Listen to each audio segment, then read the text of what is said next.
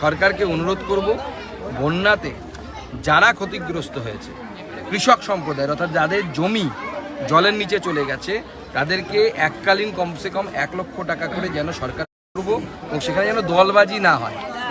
যার জমি নেই সে চাকরি করে, তৃণমূল নেতা হলে সে যে টাকা পেয়ে যাবে, আর যে গরিব মানুষ সে কেঁদে কুটে মরবে তৃণমূল করে না বলে, বা তৃণমূল নেতাদেরকে ঘুষ দিবে না। আমি তো কাউকে দেখতে পাইনি এখনো পর্যন্ত।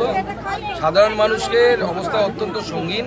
আমি মুখ্যমন্ত্রীর কাছে আপনাদের মাধ্যমে আবেদন জানাবো, আপনার ছবি দিয়ে বড় করে তাঁবু খাটান, সেই তাঁবু থেকে আপনারই ছবি থাক, কোনো অসুবিধা নেই, সেখান থেকে বিডিওদেরকে বলুন খিচুড়ি দেওয়ার ব্যবস্থা টানা যেন চলতে থাকে, আগামী কম করে 2-3 সপ্তাহ যেন চলতে থাকে। কারণ এখানে মানুষ যতদিন না জল নামছে ততদিন মানুষকে খাওয়ানোর ব্যবস্থা করা উচিত। কারণ এখানে মানুষের কপরদক শূন্য হয়ে গেছে, পয়সা করি সমস্ত জমি জলের তলে চলে গেছে।